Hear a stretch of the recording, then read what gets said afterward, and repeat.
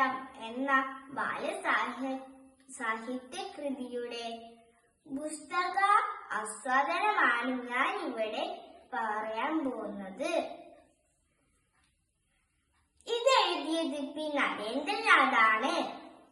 ഇതിലെ പ്രധാന കഥാപാത്രങ്ങൾ വല്യമാമനും കുട്ടിനാരായണനും കുട്ടിക്കൃഷ്ണനും ശംഖുവും സരോജിനിയുമാണ്.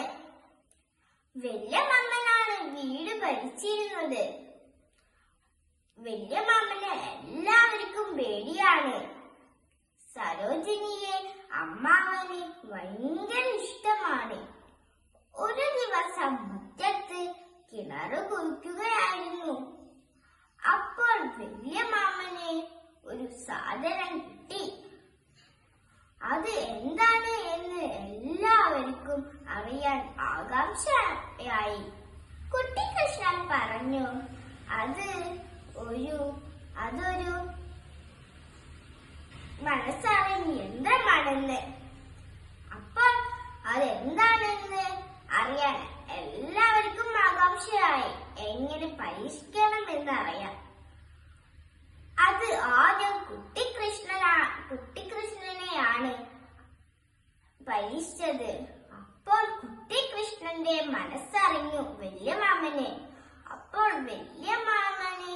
വല്യമാമൻ കുട്ടിക്കൃഷ്ണന് നല്ല അടി കൊടുത്തു. അപ്പോൾ എല്ലാവർക്കും പേടിയായി. പിന്നെ ആരും വല്യമാമന്റെ അടുത്തേക്ക് വന്നില്ല. വല്യമാമനെ മുടി വെട്ടുന്ന ഒരാളുണ്ടായിരുന്നു.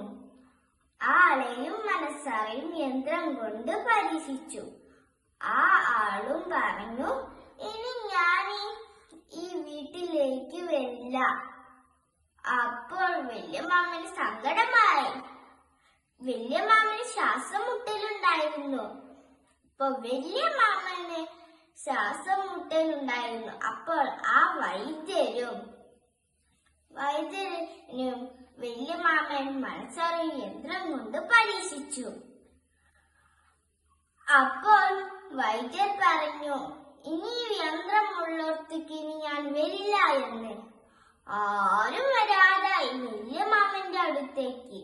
വല്യമാമൻ അപ്പോൾ ആ യന്ത്രം എറിഞ്ഞു പൊട്ടിച്ചു. അപ്പോൾ എല്ലാവരും വല്യമാമന്റെ അടുത്തേക്ക് വന്നു. ഈ കഥ എത്ര രസകരമായിട്ടാണ് പി. നരേന്ദ്രനാഥ് എഴുതിയിരിക്കുന്നത്. Thank you.